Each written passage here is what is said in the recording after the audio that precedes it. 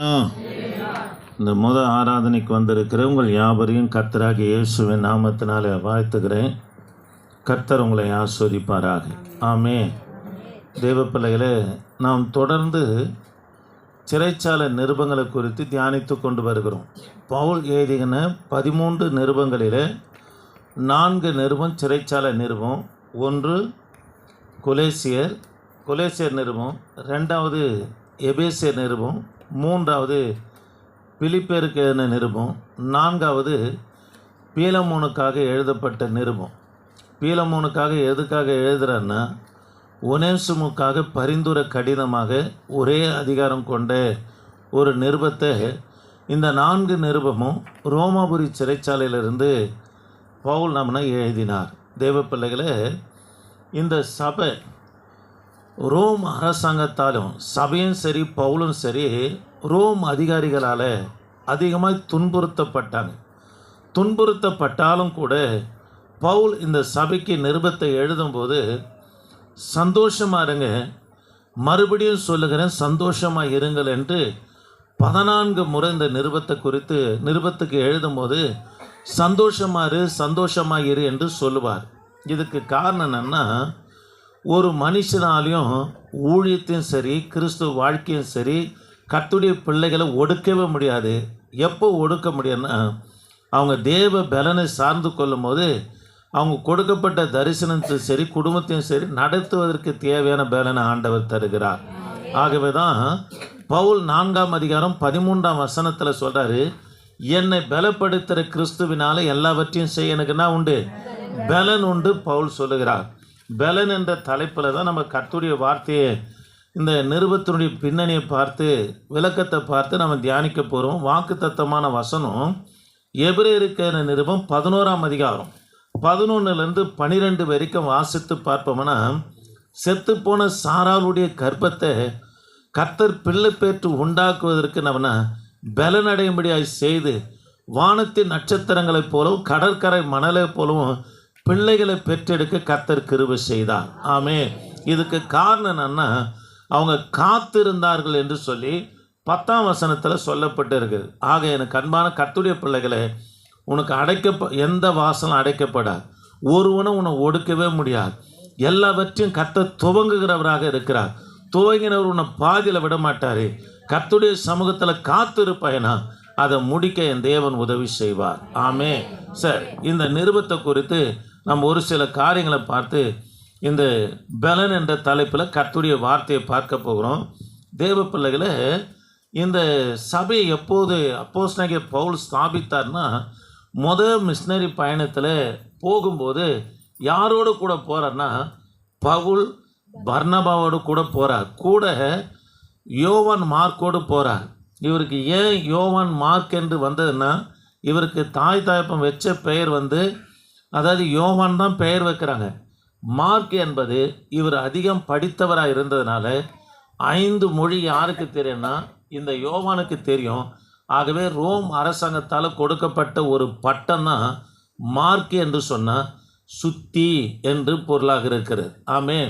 இப்போ ஒன்றும் தெரியாதவங்களாம் டாக்டர் பட்டம் வாங்கி வச்சுக்கிறாங்களே, அந்த நாட்களில் ரோம் அரசாங்கத்தால் கொடுக்கப்பட்ட ஒரு பதவி தான் பட்டம் தான் சுத்தி, அதுக்கு பேர் தான் மார்க்கு. சரி, கவனிக்கலாம். மிஷினரி பயணத்தில் பவுல் யாரோடு கூட புறப்பட்டு போகிறார்னா, பர்னபா மார்க்கோடு கூட என்ன பண்ணால் புறப்பட்டு போகிறாரு. புறப்பட்டு போகிற வழியில் மார்க்கு பாதியிலே திரும்புகிறார். ஏன் மார்க்கு பாதியிலே திரும்புகிறார்னா, மார்க்குக்கு அவங்க அம்மா விதவை. இவர் தாய் பாசம் மிகுந்தவராக காணப்பட்டார். தாய் ஞாபகம் வந்தோடனே இவர் திரும்பினார். சரி, இவர் வந்துட்ட பிற்பாடு யார் போகிறாங்கன்னா, பவுலும் பர்னபாவும் போயிட்டு பிலிப்பியர் பட்டணத்தில் போயிட்டு இந்த சபையை என்ன ஸ்தாபித்தாங்க. முதலாவது மிஷினரி பயணத்தில் இந்த சபையை ஸ்தாபிக்கும் போது 3 பேர் போகிறாங்க. ஒருவர் பாதியிலே திரும்பி வந்தார். யார்? யோவான் மார்க் திரும்பி வந்தார். ஆமென்.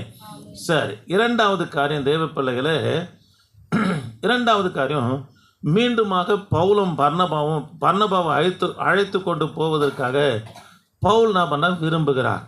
ஆனால் பர்னபா என்ன சொல்கிறாருன்னா, யாரை கூட்டின்னு போகலாம்? மார்க்கை கூட்டின்னு போகலான்றார். மார்க்கு யாரும் இல்லை, இவருடைய மருமகன் தான்.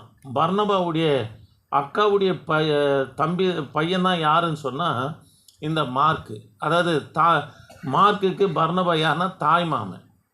இவருக்கு என்னவாகுது, மருமகன் ஆகுது. அதனால் இவர் யாரை கூட்டின்னு போகலான்றாரு, பர்னபா மார்க்கை கூட்டின்னு போகலான்னொடனே பவுலுக்கு எப்போவுமே ஊழியன்னா காரஞ்சாரமாக இருப்பார். ஊழியத்துக்குன்னு போயிட்டார்னா ஃபயராக அனலாக இருப்பார். ஊழியம் ஊழியம் ஊழியம் சுவிசேஷம் சுவிசேஷன் இருப்பார். இப்போ இவர் என்ன சொல்கிறாருன்னா மார்க்கை கூட்டின்னு போகலான்னு சொன்ன உடனே அப்போஸ்தலர் நடபடி புஸ்தகம் 15ஆம் அதிகாரம் 2ஆம் வசனத்தை கொஞ்சம் சீக்கிரம் வாசிக்கலாம். அதனாலே அவர்களுக்குள்ளும் பவுல் பர்னபா என்பவர்களுக்குள்ளும் மிகுந்த வாக்குவாதமும் தர்க்கமும் உண்டான போது அந்த விஷயத்தின் நிமித்தம் பவுலும் பர்னபாவும் அவர்களை சேர்ந்த வேறு சிலரும் எருசலேமில் இருக்கிற அப்போஸ்தலர் இடத்திற்கும் மூப்பர் இடத்திற்கும் போக வேண்டும் என்று தீர்மானித்தார்கள். சரி, கவனிக்கலாம். இப்போ 2வது முறையாக புறப்பட்டு போகிறாரு. யாரை விரும்புகிறார் கூட்டின்னு போகிறதுக்கு? பவுல் பர்னபாவை விரும்புகிறார். ஆனால் பர்னபா யாரை கூட கூப்பிடணுன்றாருன்னா மார்க் மருமகனாச்சே கூப்பிடணும்னு சொன்னோடனே இது மிஷினரி பயணத்தில் அவன் திரும்பி வந்தவனாச்சே, அவனை போய் கூப்பிடு என்று சொல்லி பவுலுக்கும் பர்னபாவுக்கும் மிகுந்த வாக்குவாதமும் தர்க்கமும் உண்டாகுது. இதனால் பர்னபா மார்க்கை கூப்பிட்டு வேறு திசையை நோக்கி ஊழியத்துக்கு புறப்பட்டு போயிட்டார். பவுல் யாரோடு கூட இப்போ சேர்றாருன்னா சீலாவோடு சேர்ந்து கலாத்தியா பட்டணத்துக்கு புறப்பட்டு போகிறாரு. இது அப்போஸ்தலர் நடபடி புஸ்தகம் 16ஆம் அதிகாரம் 7ஆம் வசனம். முதல்ல சொல்ல கவனிங்க. 1வது மிஷினரி பயணத்தில் தான் இந்த பிலிப்பியர் சபை ஸ்தாபிக்கப்பட்டது. கூட யார் யார் போகிறாங்க பவுலோட? பர்னபா, யோவான் மார்க்கும் போகிறாங்க. யோவான் மார்க்கு பாதியிலே திரும்பினார். பவுலும் பர்னபாவும் சபையை ஸ்தாபித்தாங்க. 2வதாக புறப்படும் போது பவுல் யாரை கூப்பிட்டு போகணுன்னு விரும்புகிறாருன்னா பர்னபாவை விரும்பும் போது பர்னபா யாரை கூட கூப்பிடலான்றாரு? மருமகன் மார்க்கு கூப்பிடலான்னு சொன்னோடனே அவன் மிஷினரி பயணத்திலே பாதியில் திரும்பி வந்தவனாச்சுன்னு சொல்லி பர்னபாவுக்கும் பவுலுக்கும் மிகுந்த வாக்குவாதம் என்ன பண்ணால் தர்க்கம் என்ன பண்ணால், அதாவது அடிதடியை போல தர்க்கம் உண்டாகுது. இதனால் பர்னபாவும் மார்க்கும் வேறு திசையை நோக்கி ஊழியத்துக்கு புறப்பட்டு போயிட்டாங்க. இப்போ பவுல் யாரோடு கூட இணைந்து புறப்படுறாருன்னா சீலாவோடு இணைந்து புறப்பட்டு போகிறார். இது 16ஆம் அதிகாரம் அப்போஸ்தலர் நடபடி புஸ்தகம் 16:7ஆம் வசனத்தை வாசிக்கலாமா? மீசியா தேசம் மட்டும் வந்து பித்தினியா நாட்டுக்கு போக பிரயத்தனம் பண்ணினார்கள். ஆவியானவர் அவர்களை போக ஒட்டாதிருந்தார். சரி, கவனிக்கலாம். ஆவியானவர் பவுலும் சீலாவை நடத்தினார். அவங்க ஒரு சில திசையை நோக்கி போக விரும்புகிறாங்க. ஆவியானவரே தடுத்து இவங்களை எந்த திசையை நோக்கி அனுப்புகிறாருன்னா ஐரோப்பாவில் உள்ள பிலிப்பு பட்டணத்துக்கு கர்த்தனவனா அனுப்புகிறார். ஆமே, கவனிக்கலாம். அப்போஸ்தலர் நடபடி புஸ்தகம் 16ஆம் அதிகாரம் 4வது காரியத்தை சொன்னேன். அப்போஸ்தலர் நடபடி புஸ்தகம் 16ஆம் அதிகாரம் 13லேருந்து 16 வரைக்கும் நீங்கள் வாசித்து பார்ப்போம்னா ஐரோப்பியாவில் உள்ள பிலிப்பு பட்டணத்துக்கு பவுலும் கவனிக்கலாம் சீலாவும் நடந்து போகிறாங்க. நடந்து போகும்போது அங்கே ஆற்று ஓரத்தில் ஸ்திரீகளெல்லாம் கூடி நபனை ஜெபிக்கிறாங்க. இது யார் அதுக்கு தலைவியாய் காணப்பட்டதுன்னா தியாத்ரா ஊரை சேர்ந்து லிதியால் என்பவங்க. இவங்க என்ன வியாபாரம் பண்ணாங்கன்னா ரத்தாம்பரை விற்கிறவர்களாக காணப்படும். இந்த ரத்தாம்பரம் என்பது சாதாரண ஏழை பரதேசி உடுத்துகிறது வஸ்திரம் அல்ல. அது ராஜாக்கள் ரோம் அதிகாரிகள் உடுத்துகிற உடை தான். எதுன்னு சொன்னால் இந்த ரத்தாம்பரம். இதை யார் விற்கிறவர்களாக இருந்தாங்க? தியாத்ரா ஊரை சேர்ந்து லிதியால். தேவ பிள்ளைகளை, இதே தியாத்ரா ஊரை சேர்ந்து ஒரு அம்மா இருக்கிறாங்க. தியாத்ரா சபையில் வெளிப்படுத்தின விசேஷத்தில் அவங்களுக்கு இது மனம் திரும்ப முடியாது தவணம் கொடுத்தார், திரும்பலை. அதனால் கர்த்தர் என்ன செய்தார்? கட்டிற்கடை ஆக்கி போட்டார்னு இருக்குது. ஆனால் இந்த தியாத்ரா ஊரை சேர்ந்த லிதியால் பார்த்தீங்கன்னு சொன்னால் இவங்க ஆற்றோரங்களிலே பெண்களெல்லாம் கூடி செபிக்கும் போது பவுல் பார்த்து, இது வாசிங்களேன், அப்போஸ்தலர் நடபடி புஸ்தகம் 16ஆம் அதிகாரம் 13லேருந்து 16 வரைக்கும். ஓய்வு நாளில் நாங்கள் பட்டணத்துக்கு வெளியே போய் ஆற்றின் அருகே வழக்கமாய் ஜெபம் பண்ணுகிற இடத்தில் உட்கார்ந்து அங்கே கூடி வந்த ஸ்திரீகளுக்கு உபதேசித்தோம்.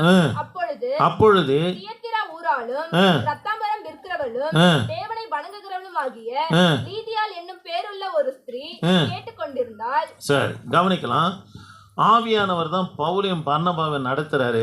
அவங்க வேறு வேறு திசையில் போகணும்னு நினைத்தாலும் கூட கர்த்தர் தடுத்து ஐரோப்பாவில் உள்ள ஐரோப்பாவில் உள்ள பிலிப்பு பட்டணத்துக்கு ஆவியானவர் பவுலையும் சீலாவையும் வழிநடத்துகிறார். போகும்போது இந்த பிலிப்பு பட்டணத்தில் இருக்கிற ஒரு ஆறுகள் அருகே ஓய்வு நாளில் ஸ்திரீகள் எல்லாம் கூடினவனா கர்த்தருக்கு ஆராதனை செய்து கொண்டு இருக்கிறாங்க. அந்த ஸ்திரீகளுக்கு தலைவியாக யார் காணப்பட்டது? தியேத்ரா ஊரை சேர்ந்த லீதியா, ரத்தாம்பர விற்கிற ஒரு துணி வியாபாரி அவங்களுக்கு தலைவியாக காணப்பட்டாங்க. பவுலும் சீலாவும் அவங்கள பார்த்த உடனே போயிட்டு கர்த்தருடைய வார்த்தையை போதிக்கிறாங்க. லீதியாளுடைய இருதயத்தை கர்த்தர் திறந்த உடனே அங்கே இருக்கிற லீதியாலும் சரி ஸ்திரீகளும் பவுலால் ஞானஸ்தானம் பெற்றாங்க. இந்த சபையில் யார் யார் இருக்கிறாங்கன்னு இந்த காரியத்தை சொல்லிக்கின்னு வரேன். முதலாவது யார் போகிறாங்க இந்த சபைக்கு? பிலிப்பு சபைக்கு லீதியால் மற்றும் ஸ்திரீகளும் போகிறாங்க. ரெண்டாவது தெய்வ பிள்ளைகளை அப்போஸ்தலர் நடபடி புஸ்தகம் 16ஆம் அதிகாரம் 16லேருந்து 17 வரைக்கும் நீங்கள் வாசித்து பார்ப்பேன்னா குறி சொல்லுகிற ஒரு பெண். அதை வாசிங்க. நாங்கள் ஜெபம் பண்ணுகிற இடத்துக்கு போகையில் குறி சொல்ல ஏவுகிற ஆவியை கொண்டிருந்து குறி சொல்லுகிறதினால் தன் எஜமான்களுக்கு மிகுந்த ஆதாயத்தை உண்டாக்கின. கவனிக்கலாம். தன் எஜமான்களுக்கு மிகுந்த ஆதாயத்தை உண்டு பண்ணுகிற குறி சொல்லுகிற பெண்ணால தங்கள் எஜமான்களுக்கு மிகுந்த ஆதாயத்தை உண்டு பண்ணுகிற ஒரு ஸ்திரீ என்று சொல்லப்படுது. பணக்காரெல்லாம் சேர்ந்து அந்த பெண்ணு மேலே குறி சொல்லுகிற ஒரு சர்பத்தின் பைத்தான் என்கின்ற ஒரு சர்பத்தின் ஆவியை இறக்கி வச்சு வருகிறவர்களெல்லாம் குறி சொல்லுகிறது நிமித்தமாக அநேக பணம் அவள் மூலியமாக இந்த எஜமான்களுக்கு என்ன பண்ண ஆதாயமாக காணப்பட்டது. பவுல் போகும்போதெல்லாம் இந்த குறி சொல்லுகிற ஆவியை உடைய இந்த பெண்ணானவ தேவ பிள்ளைகளை எப்போதும் பவுலை பார்த்து என்ன சொல்லுவான்னா 17ஆம் வசனத்தில் இவர் சபைக்கு போகும்போதெல்லாம் இந்த மனுஷர் உன்னதமான தேவனுடைய ஊழியக்காரர் ரட்சிப்பின் வழியை நமக்கு அறிவிக்கிறவர் என்று சத்தமிட்டார். 18ஆம் வசனத்தில் பவுல் சினம் கொண்டு திரும்பி பார்த்து நீ அவளை விட்டு புறப்பட்டு போ என்று சொல்லி அந்த குறி சொல்லுகிற ஆவியனவனை கடிந்து கொண்டார். தேவ பிள்ளைகளே, பவுல உண்மையை தான் சொல்லுது. அந்த குறி சொல்கிற ஆவி என்ன சொல்லுதுன்னா உன்னதமான தேவனுடைய ரட்சிப்பின் வழியை அறிவிக்க வந்த தேவனுடைய ஊழியக்காரன் என்று சத்தமிட்டது. பவுல் பிசாசின் வாயினால் புகழ்ச்சியை பெறுவதற்கு விரும்பலை. சில ஊழியக்காரங்க பேய் ஓட்டும் போது அந்த பேய் எதற்கு என்னால் நிற்க முடியலன்னா அதை ஒரு சாட்சியாக சொல்லிக்கின்னு இருப்பாங்க. பிசாசினால் புகழப்படுகிறத கர்த்தருடைய பிள்ளைங்க எடுத்துக்கொள்ளவே கூடாது. உண்மையை தான் சொல்லுது. எங்களுக்கு ரட்சிப்பின் வழியை போதிக்க வந்த உன்னதமான தேவனுடைய ஊழியக்காரனே என்று சொன்னது. ஆனால் பவுல் ஒரு நாள் கோபம் கொண்டு திரும்பி பார்த்தா அந்த ஆவியை நம்மனா புறப்பட்டு போய் என்று கடிந்து கொண்ட உடனே அந்த ஆவி புறப்பட்டு போயிடுச்சு. 19ஆம் வசனத்தில் அந்த எஜமான்களுக்கு என்ன அற்று போயிடுச்சான்? ஆதாயம் அற்று போச்சு. இப்போ யாராலும் அந்த பொண்ணால் யாருக்கும் குறி சொல்ல முடியல, யாரும் வரல. வர வேண்டிய வருமானம் அந்த எஜமான்களுக்கு அற்று போன உடனே பவுலையும் சீலாவையும் சிறைச்சாலையில் என்ன பண்ண வைக்கிறாங்க. நல்லா கவனிச்சின்னு வந்தால் தான் உங்களுக்கு புரியும். முதல்ல இந்த சபைக்கு யார் போகிறது? லீதியாலும் கவனிக்கலாம் கூட இருக்கிற அந்த ஆற்றோரங்களில் இருந்த ஸ்திரீகளும் பவுல் பண்ணுகிற பிரசங்கத்தின் வாயிலாக இருதயங்கள் திறக்கப்பட்டு எல்லாரும் ஞானஸ்தானம் எடுத்து சபைக்கு போகிறாங்க. ரெண்டாவது தேவ பிள்ளைகளை இப்போது பவுலை இந்த எல்லா எஜமான்களும் பார்த்தாங்க. நம்முடைய ஆதாயம் அற்று போச்சு, இந்த பெண்ணு என்ன பண்ணிட்டா ரட்சிக்கப்பட்டா சபைக்கு போயிட்டாளுன்னு சொல்லி பவுலையும் சீலாவையும் எங்கே எடுத்து போய் போடுறாங்கன்னா சிறைச்சாலையில் எடுத்து போய் போகிறாங்க. இது அப்போஸ்தலர் நடபடி புஸ்தகம் 16ஆம் அதிகாரம் 24லேருந்து 31 வரைக்கும் வாசித்து பார்ப்போம்னா சொல்லப்பட்டிருக்குது. பவுலும் சீலாவும் சும்மா இல்லை, உள் அறையில் தொழுமரத்தில் தலை கீழே தொங்க விட்டுன்னு இருக்கிறாங்க. தலை கீழே தொங்க விட்டுன்னு இருக்கும்போது அவங்க கர்த்தரை பாடி ஆராதனை செய்யும்போது தேவ பிள்ளைகளே சிறைச்சாலை கதவுகள் திறக்குது, நிலநடுக்கம் உண்டாகுது. சிறைச்சாலை அதிகாரிங்க பயந்துக்கின்னு உள்ளே இருக்கிற காவலில் இருந்த கைதிகள் எல்லாம் தப்பிச்சிட்டாங்க, பவுலும் தப்பிச்சிட்டாருன்னு சொல்லி தங்களை தாங்களே பட்டயத்தை எடுத்து குத்தி கொள்ள முடியாது நினைக்கிறாங்க. அப்போ பவுல் சொல்கிறாரு, உங்களுக்கு தீங்கு ஒன்றும் செய்து கொள்ளாதீங்க, நாங்கள் இங்கே தான் இருக்கிறோம் என்று சொன்னாங்க. தேவ பிள்ளைகளே, அதற்கு அந்த சிறைச்சாலை அதிகாரி கேட்குறாரு, ஐயா நாங்கள் ரட்சிக்கப்படுவதற்கு என்ன செய்யணும், எங்கள் வீட்டார் ரட்சிக்கப்படுவதற்கு என்ன செய்யணும்னு சொன்ன உடனே, கர்த்தராகிய இயேசு கிறிஸ்து விசுவாசி, அப்போது நீயும் உன் வீட்டார் என்ன பண்ணுவீங்க, ரட்சிக்கப்படுவீர்கள் என்று சொல்லுகிறார். தேவ பிள்ளைகளே, எதுக்காக ரோம் அரசாங்கத்தால் இந்த சபை துன்புறுத்தப்பட்டதுன்னா இதுவும் ஒரு காரணம். இப்போ ரோம் அதிகாரிகளாக, சிறைச்சாலை அதிகாரிகளாக இருந்தவங்களும் இப்போ எங்கே போகிறாங்க, சபைக்கு போக ஆரம்பித்தாங்க. முதலாவது யார் போக ஆரம்பித்தாங்க, லீதியாலும் கூட இருக்கிற ஸ்திரீகளும் போனாங்க. இப்போ சிறைச்சாலை அதிகாரிகளும் சிறைச்சாலை அதிகாரியுடைய குடும்பங்களெல்லாம் எங்கே போகுது, சபைக்கு போக ஆரம்பித்தாங்க. சபையினுடைய உறுப்பினராக இருக்கிறாங்க. கவனிக்கலாம். முதல்ல ஸ்திரீ, ரெண்டாவது குறி சொல்லுகிற பெண்ணு, மூன்றாவதாக சிறைச்சாலை அதிகாரிகளும் எங்கே போகிறாங்க, சபைக்கு என்ன பண்ணுறாங்க, போகிறாங்க. இப்போ பவுல் எருசலேமுக்கு வந்த உடனே ரோம் அரசாங்கத்தால் இவர் என்ன பண்ணால் கைது செய்யப்பட்டு 2 வருஷம் சிறையில் அடைக்கப்பட்டார். இவர் 2 வருஷம் எங்கே இருக்கிறாருன்னு சொல்லி அப்போஸ்தலர்களுக்கும் ஆண்டோடைய சீஷர்களுக்கும் தெரியாது, விசுவாசிகளுக்கும் தெரியாது. 2 வருஷத்துக்கு பிற்பாடு தான் தெரியுது பவுல் ரோமாபுரி சிறைச்சாலையில் இருக்கிறார் என்று தெரிந்த உடனே பிலிப்பியருக்கு எழுதின நிருபம் 4ஆம் அதிகாரம் 18 19. பிலிப்பியருக்கு எழுதின நிருபம் 4ஆம் அதிகாரம் 18 19. கொஞ்சம் சீக்கிரமா. எல்லாம் எனக்கு கிடைத்தது, பரிபூர்ணமும் உண்டாயிருக்கிறது, அனுப்பப்பட்டவைகளை சுகந்த வாசனையும் தேவனுக்கு பிரியமான சுகந்த பலியுமாகிய எப்பாப்பிரத்துவின் கையில் வரப்பற்றி கொண்டபடியால் நான் திருப்தி அடைந்திருக்கிறேன். கவனிக்கலாம். 2 வருஷத்துக்கு பிற்பாடு தான் பவுல் எங்கே இருக்கிறார் என்று தெரிந்த உடனே சபையார் எல்லாரும் சேர்ந்து எப்பப்ரா தீத்துவனிடத்தில் காணிக்கை கொடுத்து அனுப்புகிறாங்க. அந்த காணிக்கையை எப்படி பெற்றுக்கொண்டாராம், சுகந்த வாசனையாய் பெற்றுக்கொண்டார். நான் திருப்தியாக இருக்கிறேன் என்று சொல்லுகிறார். தேவ பிள்ளைகளை, ஆண்டுடைய பிள்ளைங்க சபைக்கு காணிக்கை செலுத்தும் போது தரமானதை செய்யணுங்க. பாருங்கள், கீஞ்சி போன நோட்டு தான் ரொம்ப இருக்குது. நம்ம காணிக்கிறோம், உண்மையை சொல்கிறேன், எடுத்து வச்சுருக்கிறேன், காஞ்சி நம்மக்கிட்ட தான் எடுத்து கொடுப்பேன், கேட்டு பாருங்கள். கவனிங்க தேவ பிள்ளைகளை, அப்படி செய்யக்கூடாதுங்க. ஆண்டவர் பார்த்துங்கிறாரு, நான் விசுவாசி ஆனபோது காணிக்கை போடும்போது 2 நாளைக்கு உங்களுக்கு அதாவது பாலுக்கு வீட்டு தேவைக்கு சந்திக்கப்படுமான்னு நினச்சி தாங்க காணிக்கை போடுவேன். ஒருவேளை சாப்பாட்டுக்கு நம்ம கொடுக்குற காணிக்கை சரி வருமானு சொல்லி தசம்பகம் இல்லாமல் காணிக்கை அப்படி தான் எண்ணி கர்த்தருக்குன்னு செலுத்துவேன். பவுல் சிறைச்சாலையில் இருக்கிறார் என்பதை அறிந்த பிற்பாடு காணிக்கை கொடுத்து அனுப்புகிறாங்க. அது அவருக்கு எப்படி இருந்ததுன்னா திருப்தியாக இருந்தது. அல்லேலூயா. கூட விபிஎஸ் நடக்க போகுது. கர்த்தருடைய பிள்ளைங்கிட்ட கேட்டு இருக்கிறேன், அது உங்கள் விருப்பம், சபை உங்கள் நிமித்தம். பாருங்க, அதை தான் சொல்கிறாரு மல்கியா தீர்க்க தரிசன புஸ்தகத்தில், உங்கள் காணிக்க தசம்பாகத்தை எங்கே கொண்டு வாங்க, பண்டக சாலைக்கு கொண்டு வாங்கன்றார். காரணம்னா, ஆலயத்தில் என்னால் என்ன உண்டாகுமா, ஆகாரம் உண்டாகும், உனக்கு கர்த்தர் வானத்தின் பலகணிகளை திறப்பார் என்றார். அப்போது ஆண்டுடைய பிள்ளைங்க கர்த்தருக்கென்று செய்கிறதுல எப்படி இருக்குன்னா திருப்தியாக இருக்கணும். ஆமே, அல்லேலூயா. சரி, இப்போ எப்பப்ரா தீத்துவனிடத்துல தான் இந்த நிருபத்தை கொடுத்து, நான் உங்களுக்கு போன வாரமே சொன்னேன், எப்பப்ரா வேறு, எப்பப்ரா தீத்து வேறு, தீத்து வேறு. இதை யார் இடத்துல கொடுத்து அனுப்புகிறாரு, எப்பப்ரா தீத்துவனிடத்துல தான் இந்த பிலிப்பியர் எழுதின நிருபத்தை நம்ம கொடுத்து அனுப்புகிறார். தேவ பிள்ளைகளை, இந்த சபையில் குறி சொல்லுகிறவர்களும் இருந்தாங்க. கவனிக்கலாம். லீதியாலும் ஸ்திரீகளும் இருந்தாங்க.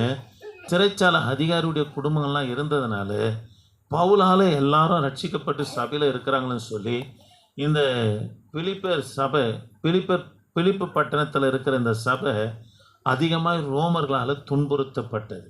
பவுலும் சிறைச்சாலையில் துன்பத்தை அனுபவிக்கிறாரு, சபையும் துன்பத்தை அனுபவிக்குது. ஆகவே தான் இந்த நிருபத்தை எழுதும்போது இந்த நிருபத்துக்கு பெயரை என்ன ஆசிரியர்கள் கொடுக்குறாங்கன்னா, சந்தோஷத்தின் நிருபம் என்று அழைக்கப்படுகிறது.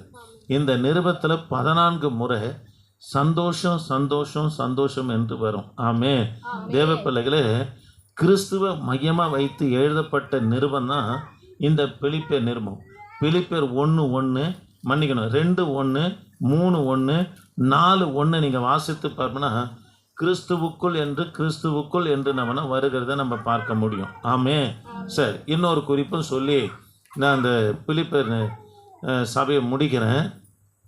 1ஆம் அதிகாரம் சந்தோஷமான சிந்தையாக இருங்கள் என்று எழுதுவார். 1ஆம் அதிகாரம் என்ன சிந்தையாக இருங்க? சந்தோஷமான சிந்தையாக இருங்கள் என்று எழுதுவார். 2வது நிருபம் தாழ்மையான சிந்தையாக இருங்கள் என்று எழுதுவார். கவனிங்க, கர்த்தருடைய பிள்ளைங்க எவ்வளோ உச்சத்தில் ஊழியத்தில் போனாலும், குடும்ப வாழ்க்கையில் போனாலும், ஊதியத்தில் நீங்கள் உச்சக்கட்டத்துக்கு போனாலும் கூட எதை மறக்கக்கூடாதுன்னா தாழ்மை மறக்கவே கூடாது. சிலருக்கு கொஞ்சம் வந்த பிற்பாடு அந்த எங்கேருந்து வந்தோம் என்ற நிலையை மறந்ததுனால்தான் திரும்ப அதே இடத்துக்கு கர்த்தரை அழைத்து விட்டுறாரு. தேவப்பிள்ளையே, உன்னுடைய சாமர்த்தியம் நினைக்கக்கூடாது. இந்த நிலைமை கர்த்தர் எனக்கு ஏற்படுத்தினார் என்று சொல்லி பழையதை நினைக்கணும். வந்த எந்த இடத்துல இருந்து வந்தோமோ அதை அங்கே போயிடக்கூடாது. இப்படி இருந்த என்னை கர்த்தர் கொண்டு வந்தார் என்று சொல்லி அந்த தாழ்வை நினைக்கணும். 2வது அதிகாரத்தில் தாழ்மை சிந்தையை குறித்து எழுதுவார். 3வது அதிகாரத்தில் பரலோக சிந்தையாகவே இருங்கள் என்று எழுதுவார். 4ஆம் அதிகாரத்தில் பரிசுத்த சிந்தையாக இருங்கள் என்று எழுதுகிறார். ஆமே. சரி, 4ஆம் அதிகாரம் 2லேருந்து 4 வரைக்கும் கொஞ்சம் வாசிக்கலாமா? கர்த்தருக்குள் ஒரே சிந்தையாய் இருக்க. பாருங்க, 4ஆம் அதிகாரம் 2ஆம் வசனத்தில் இந்த சபையில் ஆண்களால் பிரச்சனை இல்லை. யாரால பிரச்சனை இல்லை? யாரால பிரச்சனை? உங்கள் மெஜாரிட்டி தான் அதிகமாக இருக்குது. எங்கே போனாலும் இவங்க பிரச்சனை தான் அதிகமாக இருக்கும். கவனிங்களேன், 2 பேர் பாருங்கள். இந்த 2 பெண்ணால் சபைக்குள்ள பயங்கர பிரச்சனை இருக்குது. வாசிங்கம்மா. கர்த்தருக்குள் ஒரே சிந்தையாய் இருக்க. கர்த்தருக்குள் ஒரே சிந்தையாய் இருக்க. எயோதியாளுக்கும் சிந்திக்கேயாளுக்கும் புத்தி சொல்லுகிறேன். பாருங்க, புத்தி சொல்லுகிறேன். தேவ பிள்ளைகளே, இந்த நிருபத்தை எழுதினதுக்கு ஒரு 3 காரணம் இருக்குது. ஒன்று, சபை ரோம அரசாங்கத்தால் துன்பப்படுது, கர்த்தருக்குள்ள சந்தோஷமாக இருங்கள் என்று எழுதுகிறார். 2வது தேவ பிள்ளைகளை கவனிக்கலாம். 2வது, எப்பப்ரா தீர்த்தனிடத்தில் எதை பெற்றார்? காணிக்கை பெற்றார். ஒரு ஒரு பொருள் வாங்கினா ரிசிப்ட் தருவாங்க. காணி குடிக்கும் போது ஒரு ரிசிப்ட் தருவாங்க. அதுபோல் நிருபத்துக்கு ரிசிப்டாகவே யார் அனுப்புகிறாரு? போன காணிக்கை சேர்ந்ததா இல்லை எப்பப்ரா தீர்த்து அப்படியே எடுத்துன்னு போயிட்டானான்னு சொல்லி ஜனங்க நினைக்க போகிறாங்க சொல்லி எப்பப்ரா தீர்த்துவனால் பெற்றுக்கொண்டேன் என்பதற்காகவும் இந்த நிருபத்தை எழுதுகிறார்.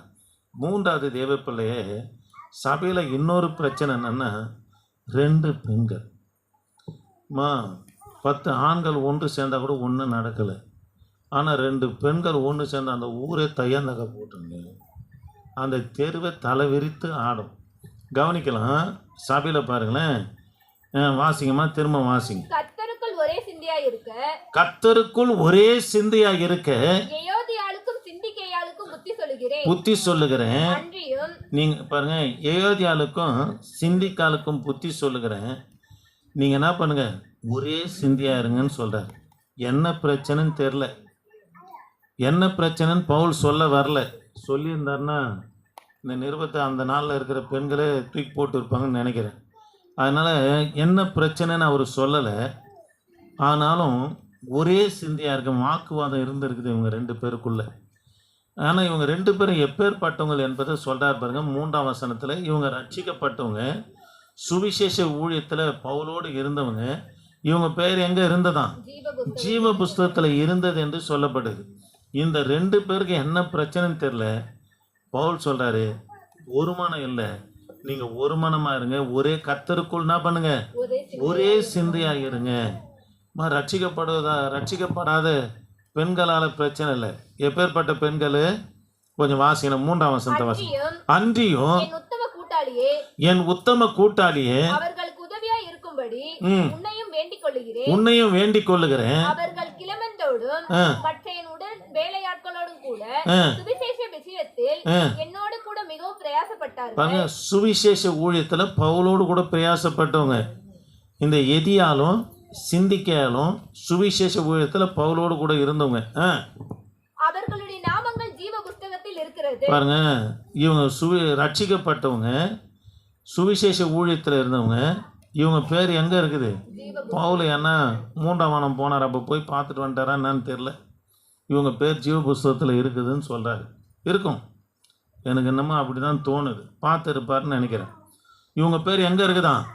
ஜீவ புஸ்தகத்தில் இருக்குது. இப்பேற்பட்டவங்களுக்கு தான் புத்தி சொல்கிறாரு. நீங்கள் ஏன் ஒரு மனம் இல்லாமல் இருக்கிறீங்க?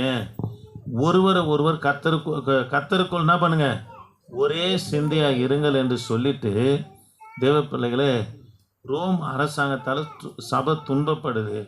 பவுலும் சிறைச்சாலையில் துன்பப்பட்டு கொண்டு இருக்கும்போது இந்த சபையை தேற்றும்படியாக ஆற்றும்படியாக பவுல் என்ன நிருபத்தை எழுதுறாருன்னா, இந்த பிலிப்பியர் நிருபத்தில் கர்த்தருக்குள்ள சந்தோஷமாக இருங்கன்றார். எல்லாருங்க கவனிங்க, உலக மனுஷன் கூட சந்தோஷமாக இருக்கிறாங்க, ஆனால் உங்கள் முகத்தில் ஒரு சந்தோஷம் கூட காணும். கர்த்தர் ஆசீர்வதித்தாலும் காணும். நீங்கள் கொஞ்சம் சந்தோஷமாக இருந்தாலும் பக்கத்து வீட்டுக்காரன் துட்டை கேட்டுற போகிறேன்ட்டு இப்படியே இருக்குது. அம்மா அப்படிலாம் இருக்கக்கூடாதுங்க, எப்போதும் சந்தோஷமாக இருக்கணும். என்னை ஒருத்தர் தேடி வந்து, ஐயா ஒரு 2 லட்ச ரூபாய் இருக்குமான்னாரு. யாருக்கிட்ட கேட்கணும்னு விவசாய இல்லையா, என்னையா சீமா மாதிரி இருக்கிறேன்னாரு. அவங்க பார்வைக்கு அப்படி இருந்தது. தேவ பிள்ளைகளை கவனிங்க, கர்த்தருக்குள்ளே எப்படி இருக்கணும்? சந்தோஷமாக இருக்கணும். முகங்க சிரித்த முகமாக இருக்கணும், பிரகாசமாக இருக்கணும். யாருன்னா எனக்கு கேட்ட போகிறாங்க, அவங்க இருக்கணும் ஒன்றும் இல்லாத மாதிரி அப்படியே முகத்தை சோகமாக வச்சுன்னு போகக்கூடாது. தேவ பிள்ளைங்க சந்தோஷமாக இருக்கணும். கர்த்தருக்குள்ளே சந்தோஷமாக இருங்கன்றார். சீஷரில் பார்த்து அதை தான் சொல்கிறார். ஆகாயத்து பறவையை பாரு, காட்டுப்புள்ள கவனித்து பாரு, அவைகள் விதைக்குதா, அறுக்குதா, களஞ்சியத்தில் கொண்டு வந்து சேர்க்குதா, பரமபிதா அவைகளுக்கு பிழைப்பூட்டுக்கிறான். கவலைப்பட்டோம்னா நம்ம கர்த்தரை நம்மளை சரியான விதத்தில் அறியலைன்னு அர்த்தம். தேவன் மேலே முழு விசுவாசம் இல்லாதவர்களான அர்த்தம். அவிசுவாசத்தை வெளிப்படுத்துகிறோம், கர்த்தரை சந்தேகிக்கிறோன்னு அர்த்தம். அதனால் ஆண்டவருடைய பிள்ளைங்க எப்படி இருக்கணும்? கொஞ்சம் சிரிச்சின்னு தான் சொல்லுங்களேன். ஐயோ இயேசுவே ஸ்தோத்திரம். சரி, நல்லது, கவனிக்கலாம். கர்த்தருக்குள்ளே எப்படி இருக்கணும்? சந்தோஷமாக இருக்கணும். 4 வாசிக்கலாமா? பிலிப்பியருக்கு என்ன நிருபம்? கர்த்தருக்குள் எப்பொழுதும் சந்தோஷமாய் இருங்கள். கர்த்தருக்குள் எப்போதும் சந்தோஷமா இருங்க. சந்தோஷமாய் இருங்கள் என்று மறுபடியும் சொல்லுகிறேன். சந்தோஷமாக இருங்கள் என்று மறுபடியும் சொல்லுகிறேன் என்று பவுல் நபர்னா சொல்கிறாரு. எல்லாரும் கவனிக்கிறீங்களா?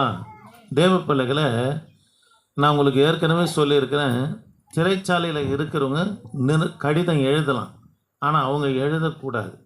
ஏன்னா உள்ளே இருக்கிற விஷயத்த வெளியே சொல்லிடுவாங்கன்னு சொல்லி அதனால் இவங்க எழுதக்கூடாது.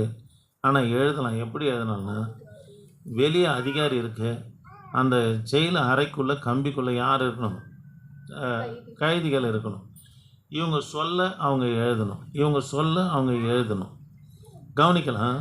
பவுல் சொல்கிறாரு எப்போதும் சந்தோஷமாக இருங்கன்னு சொல்கிறாரு. அந்த சிறைச்சாலை அதிகாரி பேனை வச்சுட்டு பவுலை பார்க்குறாரு. இவனே துன்பப்பட்டுக்குன்னு அது கட்டுண்டவனாக இருக்கிறான், இவன் போய் சந்தோஷமாக இருங்கள் என்று சொல்கிறாருன்னு சொல்லி என்ன பண்ண, பேனை வச்சுட்டு பவுலை உற்று பார்த்தார். பவுல் சொல்கிறாரு, மறுபடியும் சொல்லுகிறேன், சந்தோஷமாக இருங்க. இதை அப்படியே அந்த சிறைச்சாலை அதிகாரி எழுதினார். அதுதான் அந்த 4ஆம் வசனம். கர்த்தருக்குள் சந்தோஷமாக இருங்க, மறுபடியும் சொல்லுகிறேன், கர்த்தருக்குள் எப்படி இருங்க? சந்தோஷமாக இருங்கள் என்று சொல்லிட்டு கடைசியாக 4:13 சொல்கிறாரு, நீங்கள் கர்த்தருக்குள்ளே சந்தோஷமாக இருங்க, அதுதான் உங்கள் பலன்.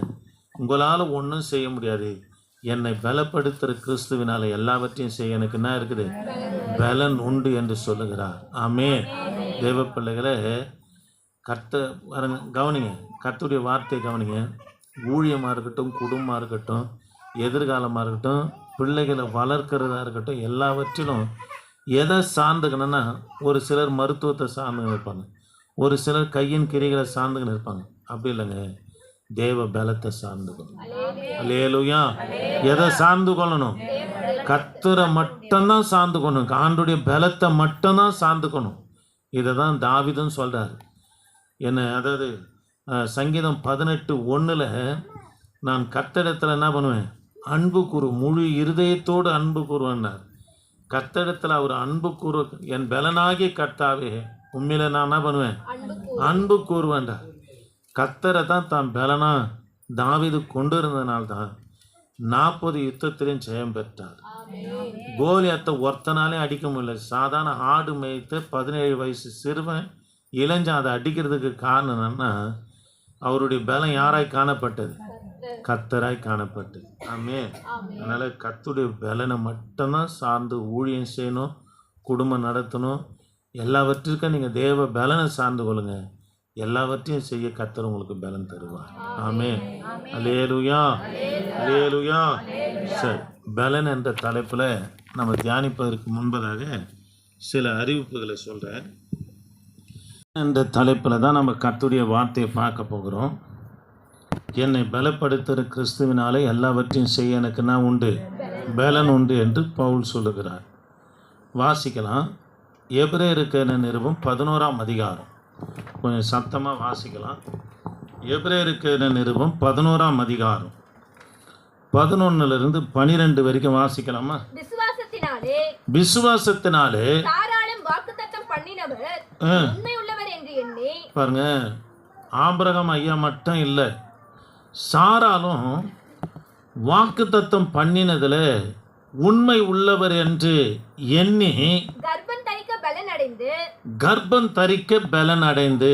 தேவ பிள்ளைகளை, கர்ப்பம் தரிப்பதற்கு உண்டான வாசல் இல்லை, ஸ்திரீகளுக்கு உண்டான வழிபாடு நின்று போயிற்று. ஆனால் வாக்குத்தத்தம் பண்ணப்பட்டதில் விசுவாசம் உள்ளவர்களாக இருந்ததுனால, கர்த்தர் மேலே அவங்க பக்தியாக இருந்ததுனால, அதாவது விசுவாசமாக இருந்ததுனால அவங்க பலன் அடைவதற்கு கர்ப்பத்துக்கு என்ன கர்த்தர் கொடுத்தாராம்? பிள்ளை பேற்றுக்கு பலன், கர்ப்பத்துக்கு கர்த்தர் என்ன கொடுத்தாராம்? பலனை கொடுத்தார் என்று சொல்லி பார்க்கிறோம். ஆமென். அல்லேலூயா. சரிம்மா, அவங்க தமிழங்க. உங்கள் அம்மா பாதியில் போகிறாங்க, அது நல்லதில்லை. அது மணிமா போகுது. எதுக்கு சர்ச்சைக்கு வரீங்க? பாதியில் போகிறதுக்கு. உங்கள் அப்பாவும் பாதியில் ஏந்து போயிட்டாரு. நான் கலெக்டருங்களா இவங்க? இதுமாதிரி பாதியில் அசட்டை பண்ணிட்டு போகிறீங்க. அப்படியே பட்டுங்க வராதிங்க, தயவுசெய்து வராதிங்க, சபைக்கு வராதிங்க. நான் அந்த 10 நிமிஷம், ஏதோ 10 நிமிஷத்தில் முடிக்க போகிறேன். எதுக்கு ஆண்டோடைய சமூகத்தை அசட்டை பண்ணுறீங்க? போய் கேளுமா. பேருக்குனாலும் சபைக்கு வந்து ஒரு அட்டண்டன்ஸ் போகிறது.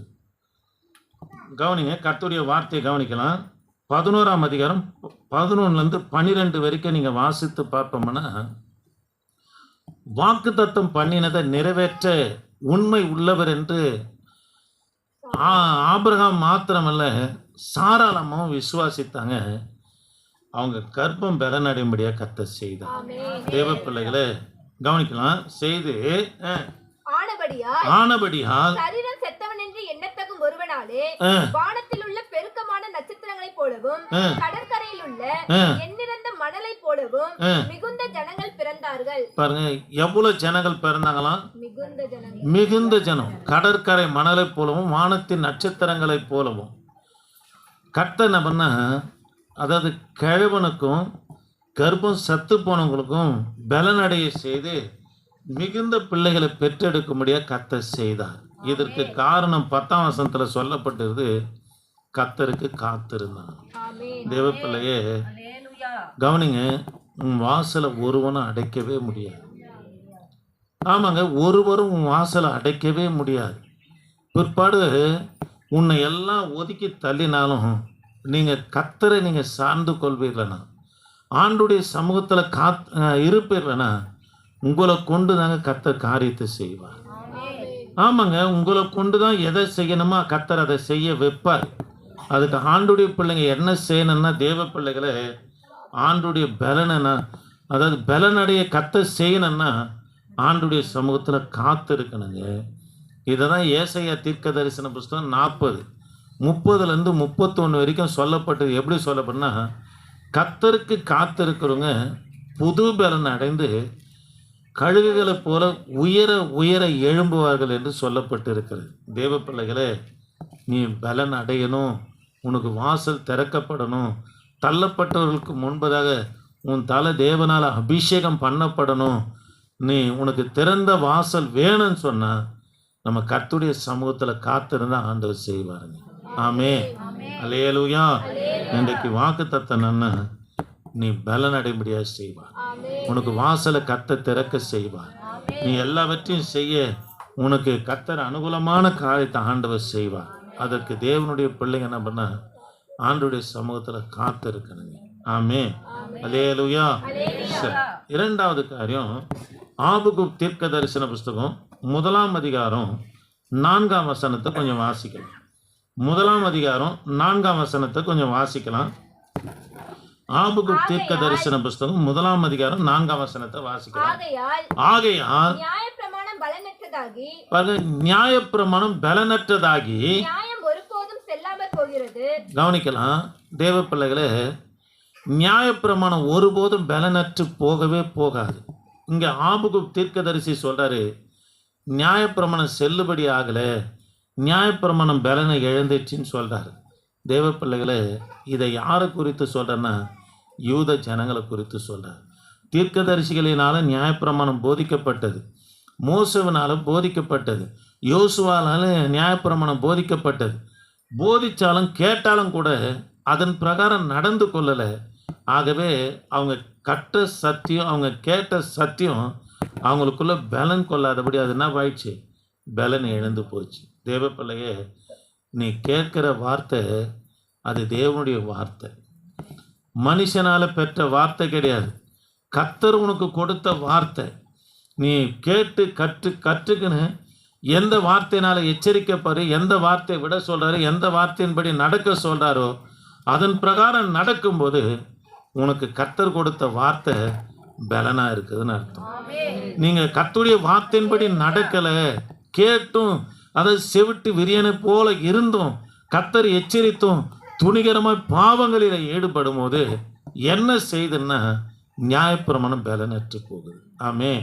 தேவ பிள்ளைகளே, நியாயப்பிரமாணம் பலனற்று போயிடுச்சுன்னா அந்த நியாயப்பிரமாணம் அவங்களுக்கு என்ன ஆயிடுச்சான், செல்லுபடி ஆயிடுச்சு. தேவ பிள்ளையே, நீ நியாயப்பிரமாணத்தை உபாகமம் 28:1 சொல்லுவார், உன் தேவனாகி கர்த்தர் அவர் உனக்கு வாசிங்க 20 நான் உனக்கு விதிக்கிற உன் தேவனாகிய கர்த்தருடைய கட்டளைகளின்படி எல்லாம் செய்ய நீ கவனமாய் இருக்கும்படிக்கு அவர் சத்தத்திற்கு உண்மையாய் நீ செவி கொடுப்பாயானா தேவனாகிய கர்த்தர் பூமியில் உள்ள சகல ஜாதிகளிலும், கவனிக்கலாம், நீ கேட்ட வார்த்தையின்படி சத்தத்துக்கு செவி கொடுத்து கீழ்ப்படிந்து அதன் பிரகாரம் நடப்பேன்னா பூமியில் உள்ள சகல ஜாதிகளிலும் கர்த்தர் உன்னை மேன்மையாக வைப்பார். ஆமாங்க, அந்த நியாயப்பிரமாணம் உனக்குள்ள பலன் கொள்ளுது. நியாயப்பிரமாணம் உனக்கு என்ன பண்ணா பலிக்குது. இங்கே செல்லா காசு ஆகி போச்சுன்றார். காரணம் என்னன்னா, நியாயப்பிரமாணத்தின்படி நடக்கலைங்க. நியாயப்பிரமாணம் என்ன ஆயிடுச்சான், பலனற்று போனது என்று சொல்லி பார்க்கிறோம். ஆமென். அதனால கர்த்தருடைய பிள்ளைங்க, கேட்ட வார்த்தையின்படி நடந்தால் தான் நீ பூமி உள்ள சகல ஜனங்களிலும் உன்னை கர்த்தர் மேன்மையாக வைப்பார். ஆமென். அல்லேலூயா. சரி, மூன்றாவது காரியம், கலாத்தியருக்கு நிருபம் 4:9, 1 தீமோத்தேயு 3:2. கலாத்தியருக்கு நிருபம் 4:9, 1 கொரிந்தியர் 3:2. 1 கொரிந்தியர் 3:2 கொஞ்சம் வாசிக்கலாம். இப்பொழுதும் நீங்கள் தேவனை அறிந்திருக்க அல்லது தேவனாலே அறியப்பட்டிருக்க பலனற்றதும் வெறுமையானதுமான அவ்வழிபாடுகளுக்கு நீங்கள் மறுபடியும் திரும்பி, கவனிக்கலாம், கலாத்திய சபை திரும்ப விக்கிரக ஆராதனைக்கு போயிடுச்சு. அதனால தான் சொல்றாரு, பலனற்றதும் வெறுமையான வழிபாட்டுக்கு நீங்க என்ன பண்ணிட்டீங்க, திரும்பினீங்கன்னு சொல்றாரு. தேவ பிள்ளைகளை, பலனற்று போன விக்கிரகத்தை கர்த்தருடைய பிள்ளைங்க தேடி போகக்கூடாதுங்க. ஏன் ஆண்டவர் தொடர்ந்து விக்கிரக ஆராதனை குறித்து சபையில் பேசுகிறாருன்னு எனக்கு தெரியல. நான் வேறொரு காரியத்தை எடுக்கணும் பிரயாசப்படுறேன். திரும்ப கர்த்தர் அங்கே தான் நிறுத்துறாரு. ஏன் நிறுத்துறாருன்னு தெரியல. யாரும் தூங்காதீங்க, இங்கே பாருங்க. அல்லேலூயா.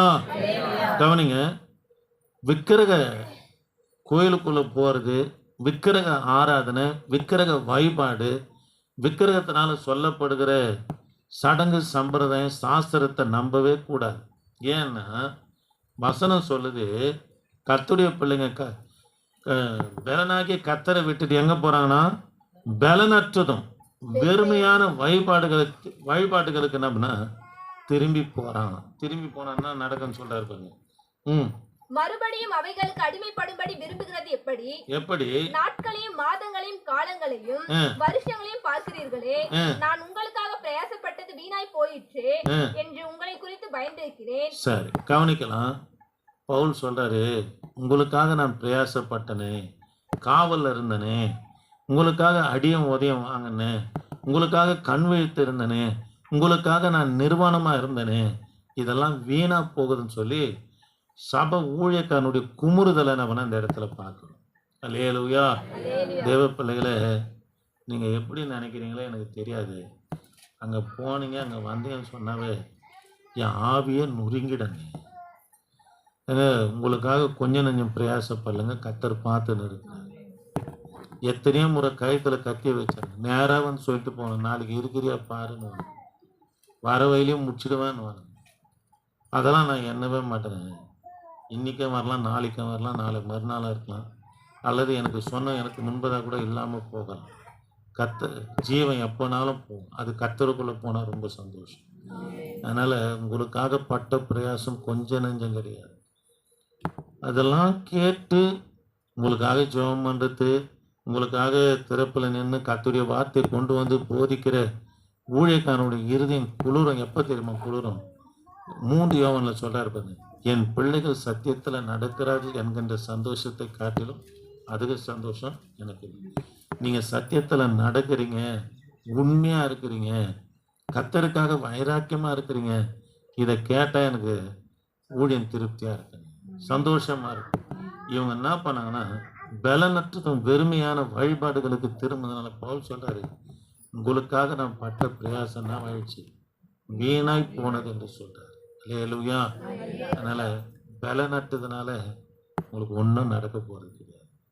அதை தேடி போகிறது, அதனால் சொல்லப்படுகிற மாத கணிப்பு, வாரம் கணிப்பு, நாள் கணிப்பு, 4 நட்சத்திரம் கணிப்பு, இது எதுவுமே கர்த்தருடைய பிள்ளைங்க செய்யவே கூடாது. ஆமே. சரி, 1 கொரிந்தியர் 3:2 வாசிக்கலாமா? நீங்கள் பலன் இல்லாதவர்கள் ஆனதால் உங்களுக்கு போதனை கொடாமல் பாலை குடிக்க கொடுத்தேன் பாருங்க. அதனால தான் கொஞ்சம் ஆழமாக போனாலும் கூட திரும்பவும் நல்ல கறி ஆகாரமான உபதேசத்தை கொடுத்தாலும் கூட உங்களுக்கு அது ஜீர்ணிக்கல. அதனால தான் திரும்பவும் பாலை கொடுக்க வேண்டியதாக இருக்குன்னு சொல்லி பவுல் சொல்கிறார். தேவ பிள்ளைகளே, கவனிக்கலாம். முதல் காரியம், சாராளுடைய கற்பம் பலனடைந்தது. வானத்தின் நட்சத்திரங்களைப் போலவும் கடற்கரை மணலை போலவும் பிள்ளைகளை பெற்றெடுக்க கர்த்தர் செய்தார். அதனால உன்னை எண்ணி முடியாத ஆசீர்வாதத்தை கர்த்தர் தரணும்னா தேவ சமூகத்தில் காத்திருக்கணும். 2வது, நியாயப்பிரமாணம் என்ன ஆயிடுச்சு? பலனற்று போயிடுச்சு. ஏன்? செல்லா காசா போச்சுன்னா கேட்டு அதன் பிரகாரம் நடக்குது. 2வது, தேவ பிள்ளைகளை, பலனற்றதும் வெறுமையான ஆராதனையை நோக்கி போனாங்க. ஊழியக்காரருடைய குமுறுதல் எப்படி இருக்குன்னா, என் பிரயாசெல்லாம் வீணா போச்சு என்று சொல்லுகிறார். ஆமே. சரி, முழங்கால் படி இல்லாமல் கர்த்தரை நோக்கி பார்க்கலாம். முழங்கால் படி இல்லாம கர்த்தரை நோக்கி பார்க்கலாம்.